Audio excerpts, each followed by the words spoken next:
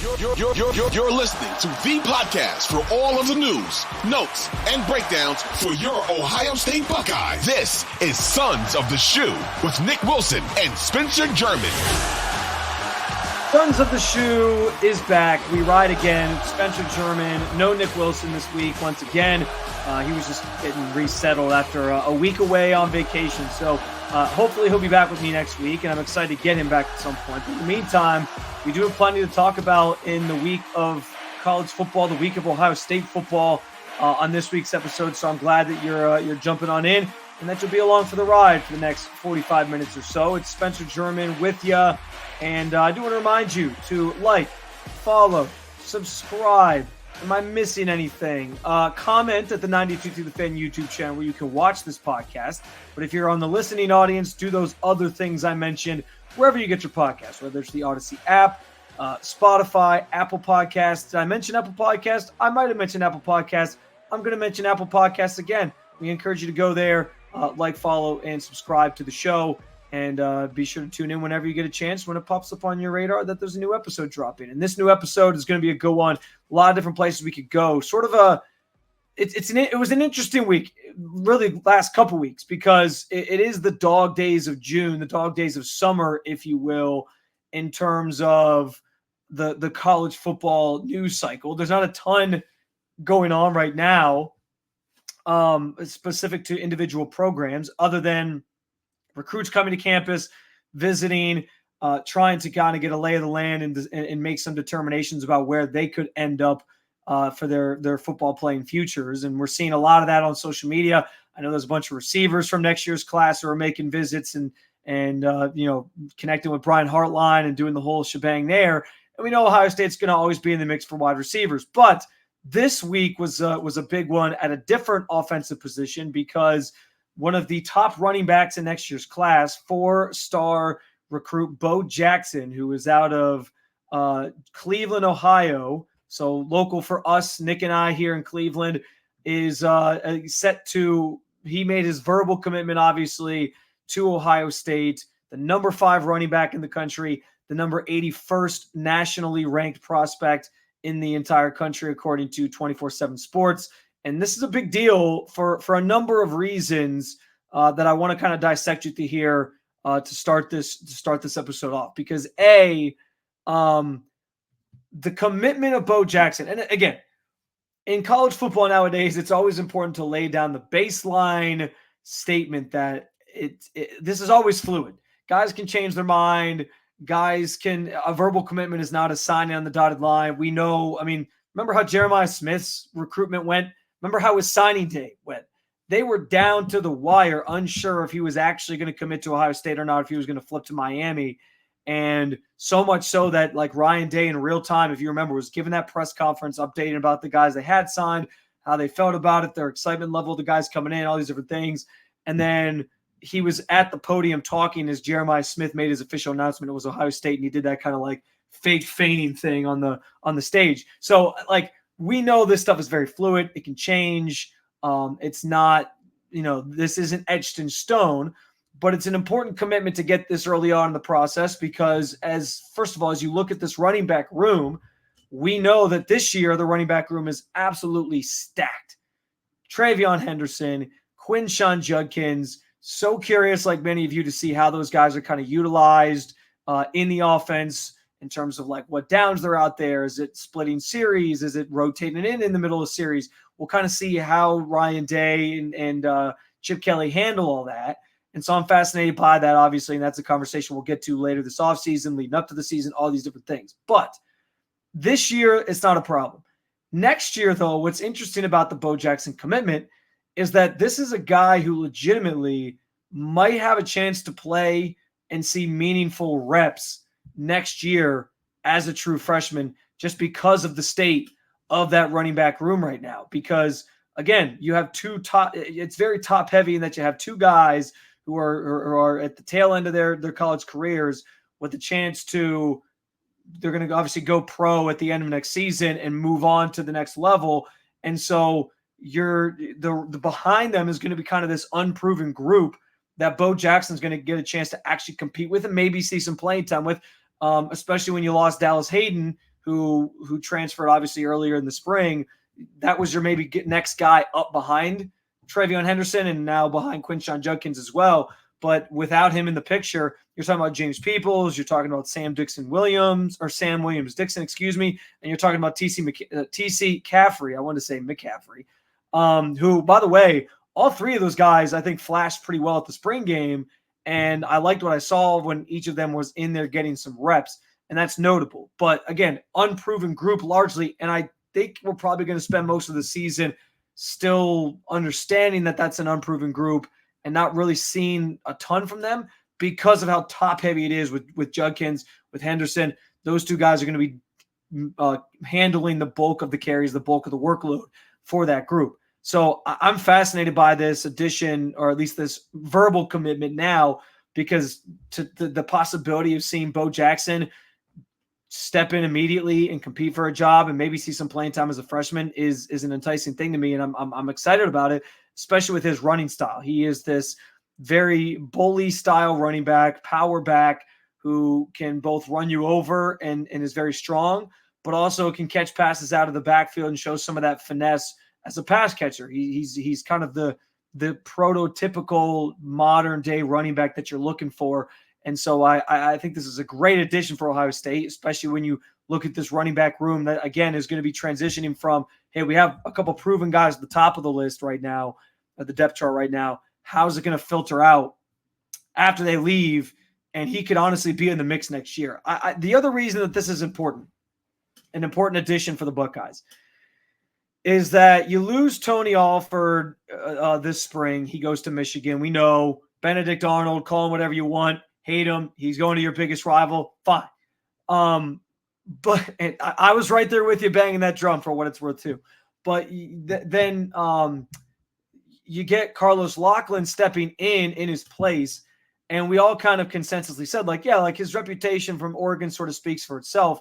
But I want to see, what he's doing at Ohio State, how he's handling this.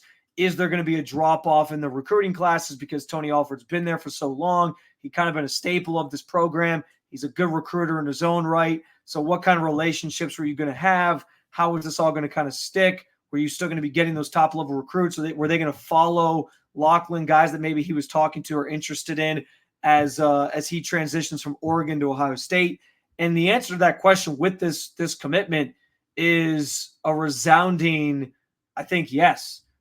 Because from what I understand too, the transition from Alford to Locklyn actually kind of helped the Buckeyes land Jackson, because Jackson had already established some rapport with Locklyn prior to him coming to Ohio State. It was a guy that obviously Oregon was looking at already. And so he just kind of brought that with him. And so we get an answer to that question almost immediately. And Nick and I talked back when the Locklyn hire was made, just about him having to prove that to us. And it's not so much I don't think Carlos Locklyn's laying up at night wondering if he has to prove to Ohio State fans the type of recruiter he is, the type of coach he is, all these different things. His reputation precedes him. He's a very good running back coach. There's a reason Ohio State wanted him. He's going to bring a lot to the table. I think we recognize that. But seeing it in action, seeing the transition and making sure there's not this drop-off and bringing in your own sort of staple recruiting class says a lot. And that's kind of that prove it feeling for us as fans, us who cover the team, talk about the team, to kind of be sold on, okay, yeah, this is going to work. This was a good hire. Ohio State's going to be straight at that position. There's not going to be a drop-off. And as we know, Ohio State's always been known for having strong running backs, whether it's Maurice Clarett, whether it's Ezekiel Elliott, whether it's Archie Griffith, any of them. And so Trevion Henderson and Quinshon Judkins, who are there right now, to be able to have that be part of their identity, I think is something that really does resonate with the fan base and something that people want to see. And it's always been something that they pride themselves on. I also think it's important in the conversation of trying to beat Michigan, because how did Michigan run their way to the national championship last year? It was with a strong run game. It was being physical up front. And so to get running backs in here who can impact that in a positive way under Locklyn's tutelage, I think is also very important in terms of establishing like, hey, we're not just this finesse team, which I think is it's the crisis, it's the label that Ryan Day is trying to shake at this point, that he's not just this finesse coach who can only beat you one way. He can change it up and have this powerful running game, and he can out physical you, which again is the bread and butter of the national championship team last year for Michigan that they rode all the way to a title. So for him to kind of do that, I think it's important to get good running backs in your recruiting classes, bring them in here, develop them, and Bo Jackson represents that. But yeah, from the standpoint of Locklyn, this is a big move because I don't know that calming the waters isn't the right thing to say. That's what I want to say, but that's not the right thing to say because I don't know that people were panicking about losing Alford. I think more so people were, maybe they were panicking in that they were worried about Alford leaving and taking trade secrets with him and now being on arrival. And if you lose, it's just another thing that you can use against Ryan Day. And, oh, well, here you go. Tony Alford being the traitor that he is, sold the store to Michigan. So I understand where that is maybe something people were worried about, but I don't think people were worried about Locklyn specifically. But to see in action his recruiting plan sort of coming to fruition, and for him to land a prospect like Bo Jackson and sort of immediately here answer those questions and give us a sneak peek to like, okay, all right, this is still something that Ohio State's going to thrive at. It's still something that they're going to do well, and Locklyn's going to be at the forefront of that. It makes you feel good. It's a good thing to see. I think it's an important thing to see. And now it's just about making sure you keep that commitment, you get him in here, and you can obviously bring him to Ohio State officially when he signs on the dotted line next it's signing day next December to start developing him into hopefully what it will be the next great Ohio State running back after Travion Henderson, after Quinshon Judkins leaves, and in the shadow or the sort of following suit with some of these other greats that have obviously come before. So very exciting move for the Buckeyes this week. What did you think of the commitment from Bo Jackson, Cleveland guy, Cleveland native, close to home here in Northeast Ohio, and a guy that obviously is going to come in with some pretty high expectations on top of the fact that he's going to fit right into a class of or a depth chart of running backs next year that hasn't proven a lot just yet on the field, and so he might have a chance to compete. Let me know your thoughts at Spencito_ on X. You can also comment in the 92.3 The Fan YouTube channel and let us know what you thought about the Bo Jackson the Bo Jackson commitment. Signing will come hopefully next year or later this year, but not signed yet. I'm curious what you guys have to say about it, what you feel about it, and if you agree with me, it's a good thing to see from Locklyn, who just got here and is kind of trying to establish himself with the program and let Ohio State fans know what he's all about. We got that with this, I think this week. When we get back, guys, let's take a break. I do want to get into, there was, according to, or ESPN put out through their FPI, their Football Power Index, which teams have the best chance to be undefeated this upcoming season. First of all, where did Ohio State fall on the list? And is going undefeated as important to Ohio State fans as it used to be? We'll talk about that when we get back. But first, here is a quick word from our sponsors.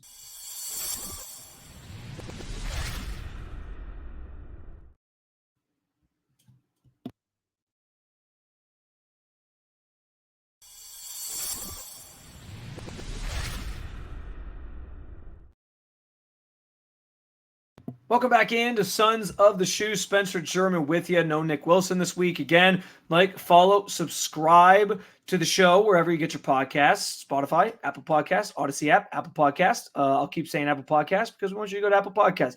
Anyway, ESPN released, I don't know if it was this earlier this week or the week before, but they, according to ESPN's Football Power Index, they released a ranking or the percentages, the numbers on which teams have the best chance to go undefeated in the regular season coming up this fall.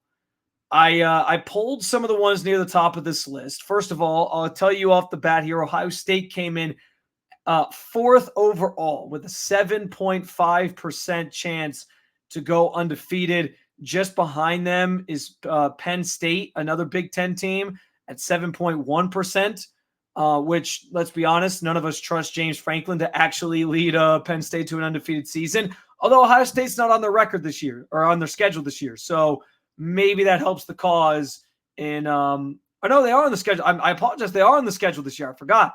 I was thinking of future years where they're not protecting that one, but they are on the schedule this year. And so with that in mind, I don't think any of us have any faith that James Franklin is actually going to lead Penn State to an undefeated season, because that guy just crumbles in crunch time all the time. But regardless, Ohio State is just above them at 7.5% chance to go undefeated. You can probably guess at least one of the other teams that's ahead of them. In Georgia, 10.8% chance to go undefeated in the SEC. First time the SEC won't have Nick Saban in it, and obviously a long, long time. And then the two top teams with a best percentage chance to go undefeated next season. Second overall, another Big Ten team, like I mentioned, 3 in the top 5.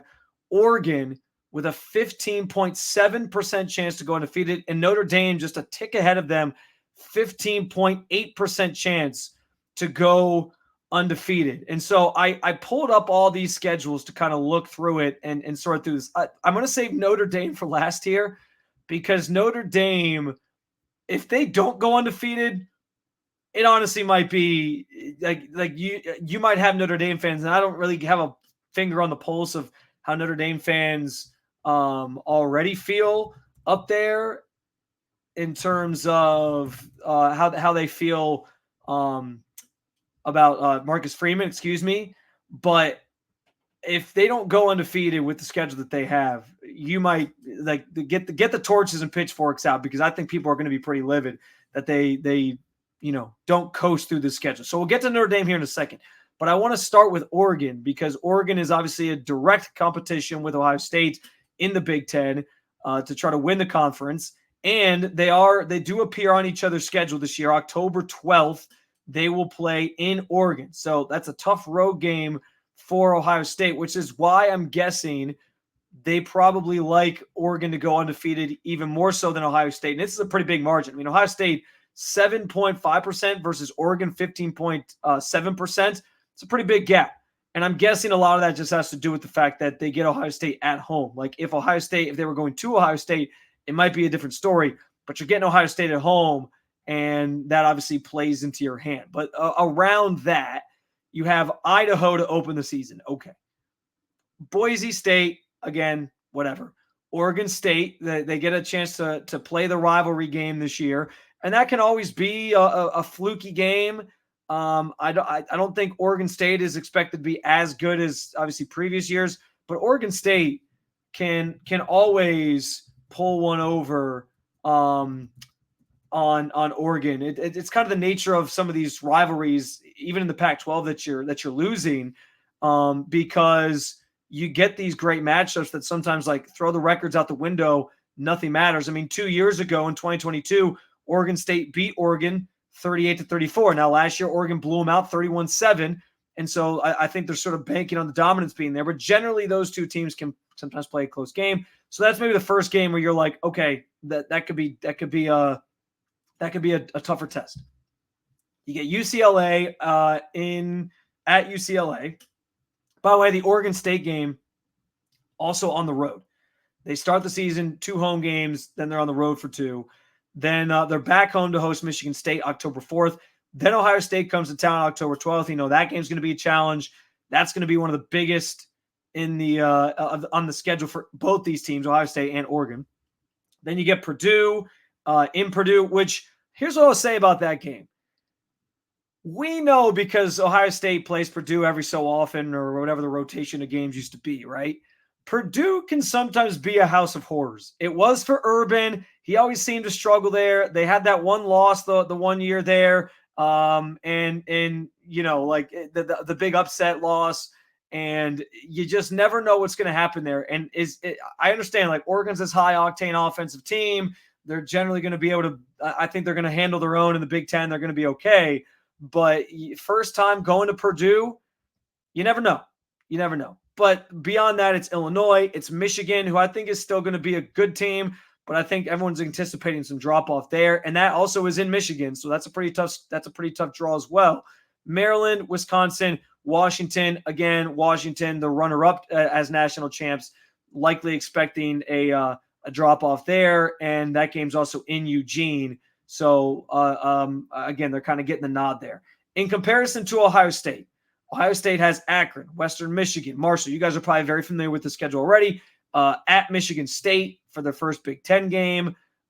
Then they host Iowa, which Iowa, if I'd be interested, I'm guessing Iowa being on the schedule is one of the biggest differences between these two schedules in general. I understand Iowa is Iowa, and they never have a high octane offense that can keep up with a team like Oregon.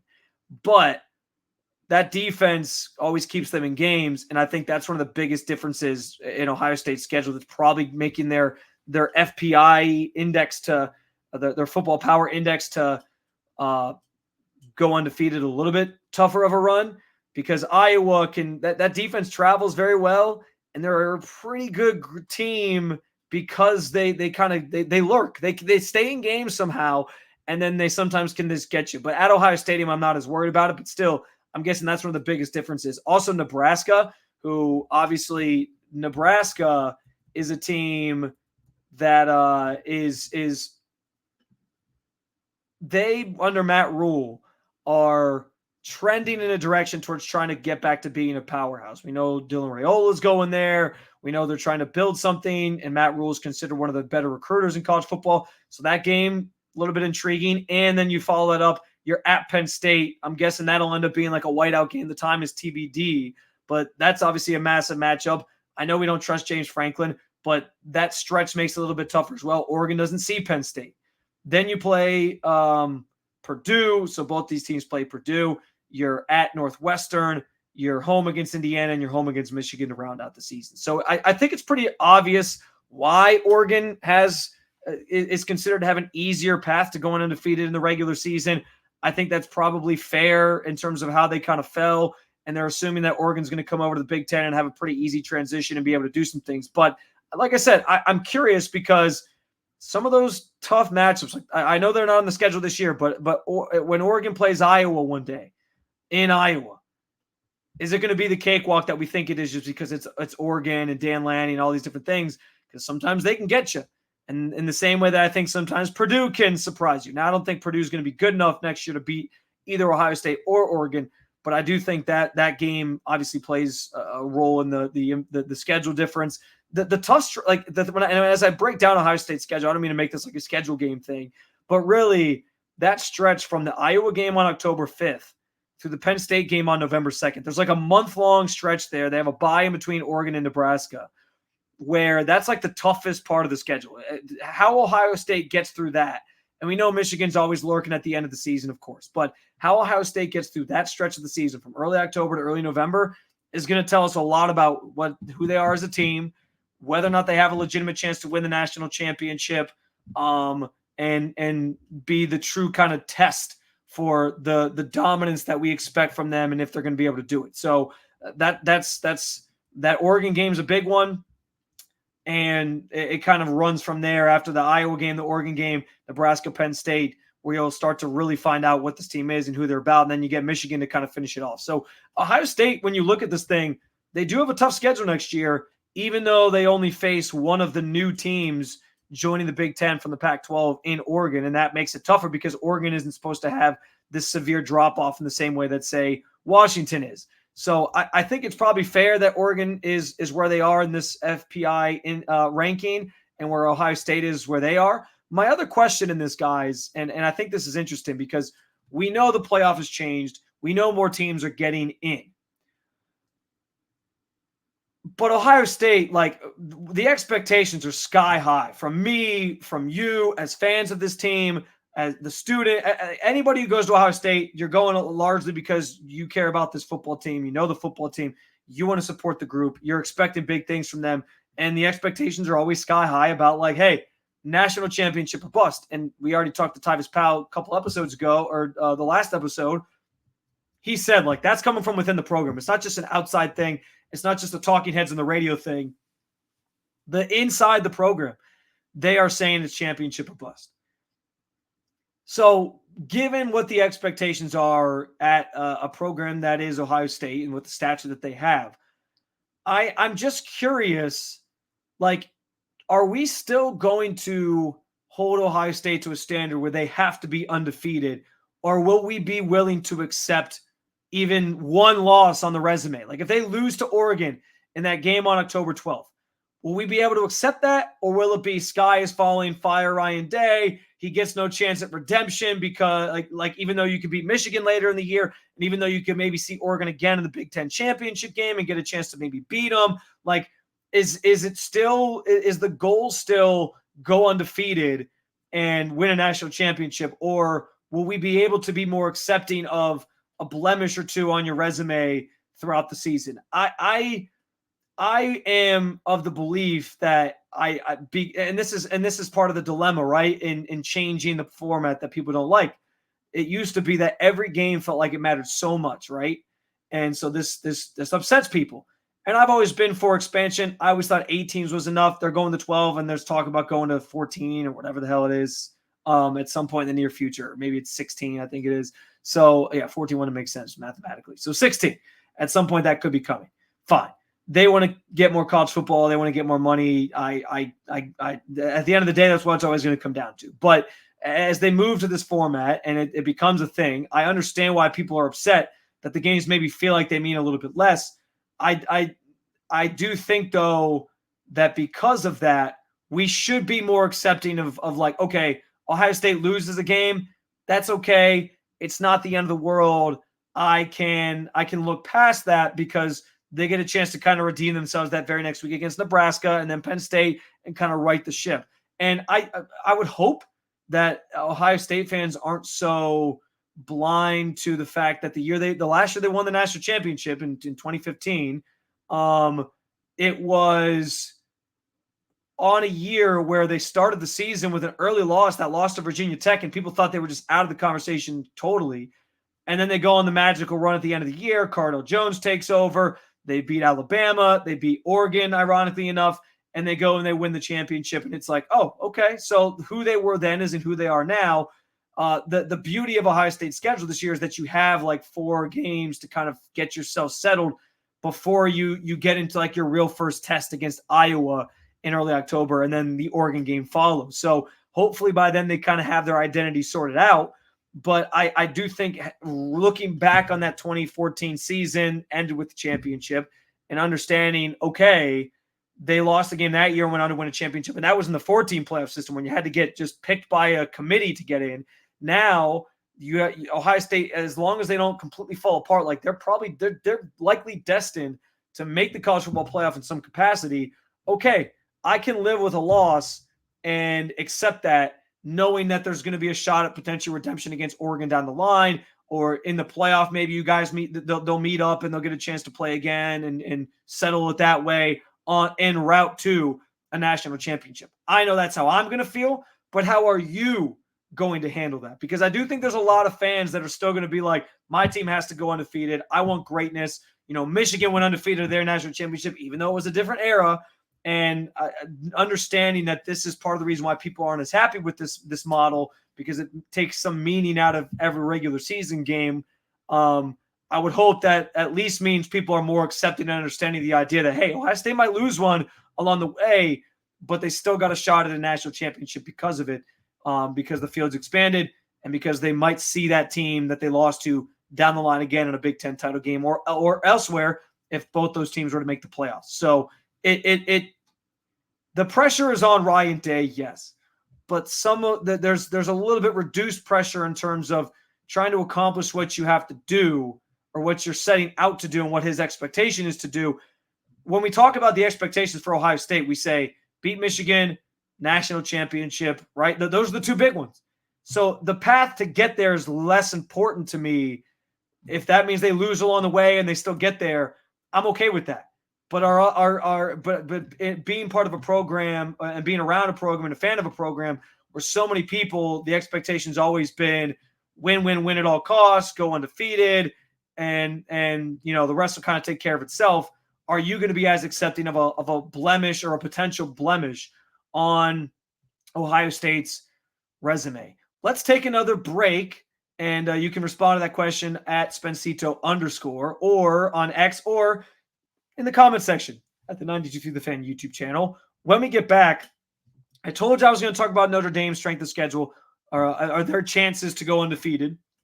We'll get to that when we come back. But also, guys, amateurism is officially gone in college sports, and I think Ohio State is pretty well suited to handle it. We'll talk about that coming up as well. But first, here's a quick word from our sponsors.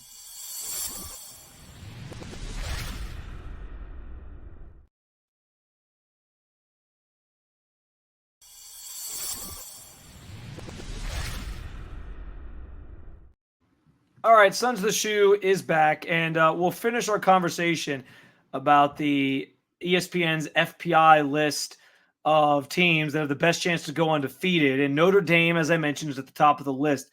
15.8%, just 1 percentage point. 15.7 is where Oregon was, ahead of Oregon. And so I pulled up all the schedule of these teams near the top of the list here. We didn't get a chance to talk about Georgia. It's fine. We know Georgia's going to be good. Returning the quarterback is a big thing. Carson Beck leading the way.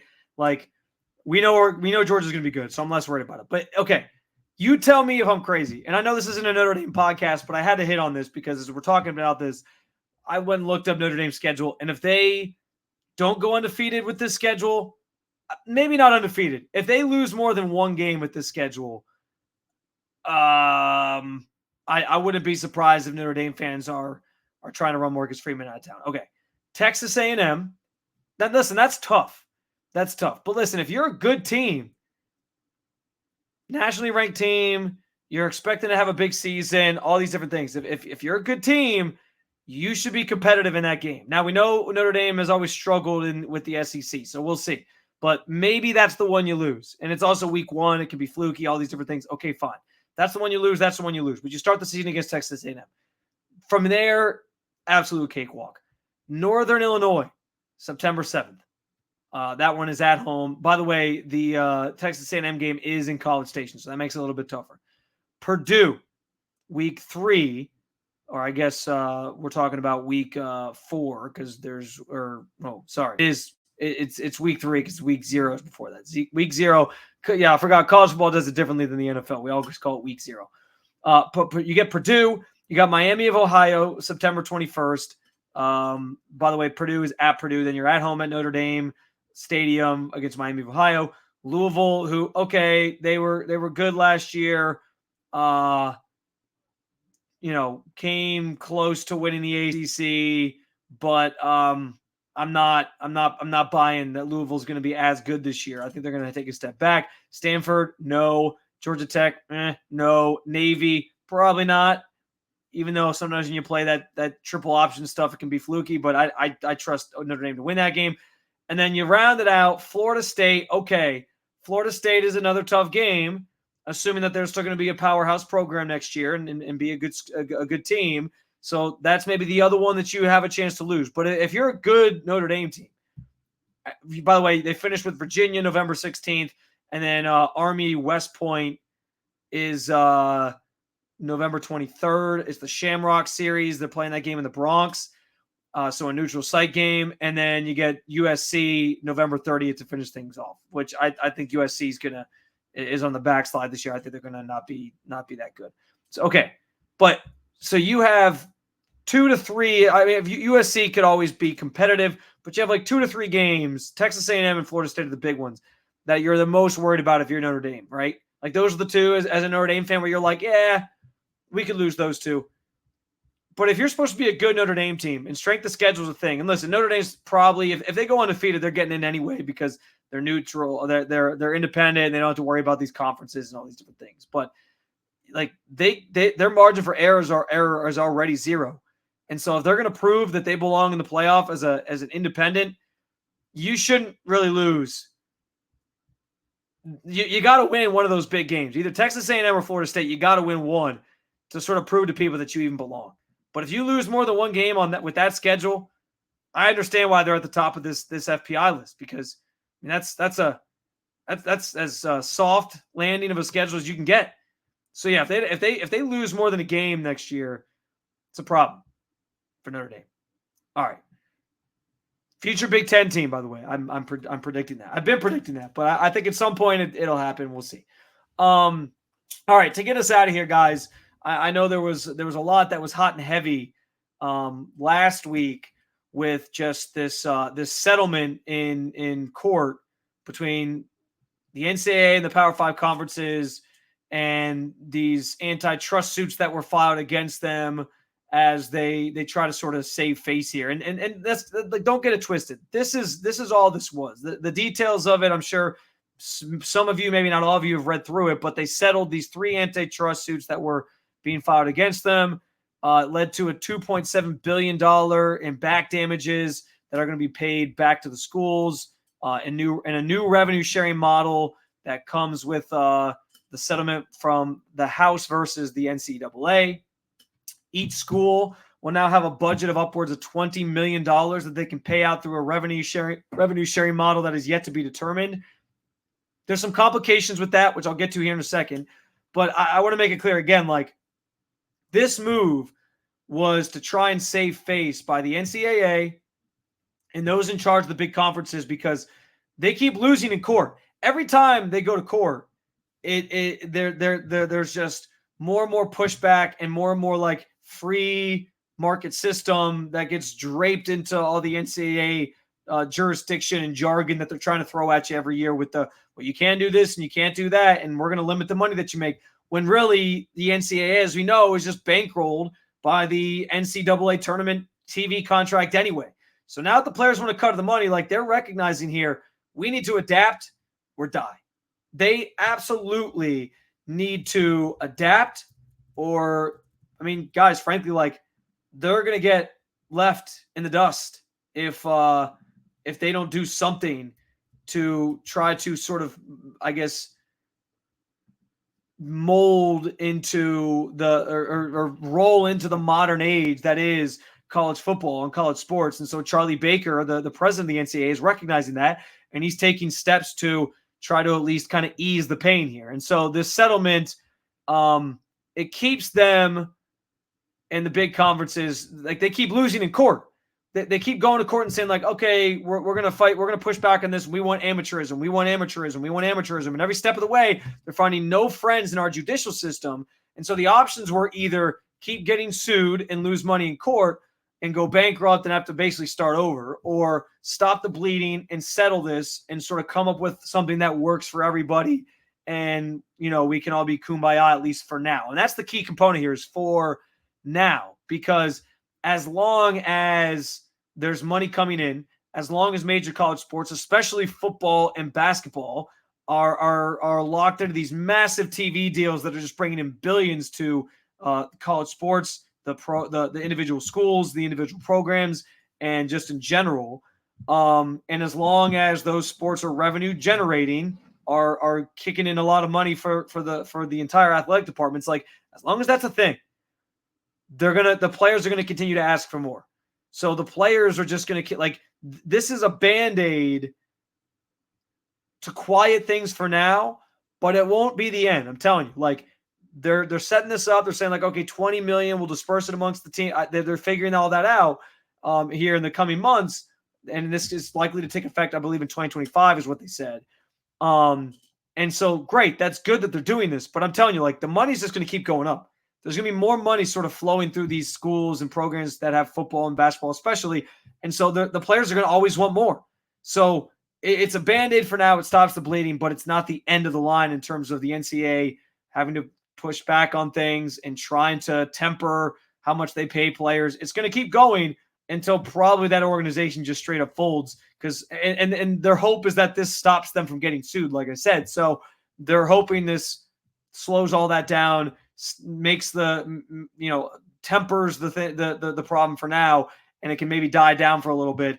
But I don't think it's the end. The other big thing here is the Title IX stuff. So how that money gets distributed amongst the women's programs, the men's programs, a football team that has 130 guys on it versus a basketball team that has 15, or a women's basketball team that has that's going to be And I guess college teams have a few more players than NBA teams. I was going off the NBA number there, but regardless, like it's that stuff still has to get sorted out, and they're figuring all that out, because if the money is just being fed directly from the schools themselves to the athletes, they do have to stay within compliance of Title IX. So I know I just said a lot. I know I was trying to kind of walk you through this maze of what happened and what it means and all these different things. But the biggest thing it means is that amateurism is gone. There's NIL now, and the schools now will have the ability to pay their athletes. It's just a matter of like who gets the biggest cuts, how much each athlete gets, how much each program gets, all these different things. But amateurism is gone. And I think this is obviously an ongoing process. It's not the end of it. But what I think is interesting about this from the Ohio State lens is that, first of all, we saw what Ohio State did this offseason after Michigan. I mean, it was, the Quinshon Judkins signing minutes after Michigan won the title, right? And we heard Tyvis Powell talk about this on the last episode. If you missed that, be sure to like, follow, subscribe, Sons of the Shoe. You can go back and listen to it because it was a great conversation with Tyvis, and he shined some light on how the collectives work and how this all kind of comes together. And he flat out said, like, hey, the school made a push. They said, listen, we want to emphasize the NIL stuff more. We want to have more funding here. We want to do more. And there's certain dollar amounts set to certain players at certain positions and, certain starred recruits that they're willing to kind of give out to guys and spend to bring them in. And then the collective is in charge of like working through the contract details and all this different stuff of what the player, the client must do. Right. But Ohio State made a point in getting funding for this type of stuff and pushing people to donate to the collectives so that the money is there to build this juggernaut program and this juggernaut roster that they now have coming into 2024. Great. Okay. There's another part of this though. And I know that there was some, I don't know what the right word is. People that weren't necessarily like all on board with the Ross Bjork hire. The thing he was most known for was giving a contract extension to Jimbo Fisher, and then that didn't work out. And people are wondering, like, okay, is this guy really gonna make the right decisions for the state of the athletic department? But here's the thing: what we do know about Ross Bjork is that every stop he's been at, he's been praised as like this great fundraiser, brings in money for the programs, all these different things. And if that's what you brought him in for, I think Ohio State, again, is well positioned to be at the forefront of this. And we've talked about this a little bit through the offseason with the NIL stuff specifically, but now it's both NIL and this new revenue sharing model where schools are potentially going to be able to pay players directly. Like if you brought him in for that purpose, and that's largely what you bring in an athletic director for anyway. But if your main goal here was like, let's get a guy in here who's going to help us raise money and be at the forefront of this new age of college sports where the finances matter, the NIL matters, staying on top of this stuff like really, really matters. I think maybe this hire ends up being a good thing for Ohio State from that lens specifically. Maybe down the line, Ross Bjork makes some decisions that are questionable with the program or the department or a certain program, and people are questioning it and they don't necessarily like the way he does things, and he gets pushed out of here eventually. I mean, no, it's rare these days that ADs, that coaches like stick around as long as Gene Smith was here for a while. Like I think we get further and further from that being the thing where you just have these lifers in certain roles, especially at these big schools, especially with how the evolution of college sports and college football specifically. But given the emphasis Ohio State put on the NIL stuff and the fundraising for the NIL stuff, given that Ross Bjork has this reputation of being sort of this savvy fundraiser, which is what you're looking for from somebody in that role. And it was kind of a weird hire. They could have gone with one of Gene Smith's disciples or somebody that worked under him, and they didn't because they wanted somebody specifically who was going to be able to do that for their programs, for their department, all these different things. I think that shouldn't be understated and that shouldn't be just ignored. So I think, again, and it's all going to have to bear itself out. We're going to have to see. But it feels like Ohio State has positioned themselves in a good spot moving forward with both Ross Bjork and the way that they're basically handling the NIL stuff and making that a point of emphasis for the way that they're going to build their college football team and bring in recruits and sign them. And so I like, again, where Ohio State is at. Nick Saban retires, and it kind of is the signal of this old age of college football. Okay, who's going to take the reins and sort of be at the forefront of this new era? I think Ohio State has signaled to you this offseason that they're trying to do that. And so with these changes that are also coming now with the revenue sharing model and all this, I think they're right where they need to be to sort of navigating those waters with people that are going to help hopefully bring cash flow into the programs, and they'll be off and running, football most notably. So I don't know. That was my read on it. It feels like another sort of, head nod to Ohio State. Like, okay, I like where you're at. I like where you're at in this thing, and I like what you did in this last year. Yes, we know. Football-wise, you lose to Michigan. You don't win a national championship. They do. You're upset about that, and there's conversations to be had about Ryan Day's future down the line here in the next season and all that. But in terms of the program seriously trying to get out in front of things with the way college football is evolving, I think they've done a good job of that, and hopefully it pays off with a national championship coming up this upcoming season. All right, guys, appreciate you jumping on in with me for the latest episode of Sons of the Shoe. Before we get out of here, I will once again remind you, you can find Sons of the Shoe wherever you get your podcasts, Spotify, the Odyssey app, which we like to push here, being an Odyssey affiliate station at 92 through the Fan, and of course, Apple Podcasts. Definitely follow, subscribe at Apple Podcasts if you can. Get those notifications turned on so every time we drop a new episode, and you can tune in and see what we have to say about your Ohio State Buckeyes. You can also jump in and follow along at the 92 through the Fan YouTube channel. You can comment there. Let me know your thoughts about the show. If I'm off my rocker with some of this stuff, great. I'll push back on it with you in the comment section. You can also hit me up on X at Spencito_. Appreciate you guys jumping on in. Until next time, and hopefully next time includes Nick Wilson, my partner in crime. But until then, go Bucks.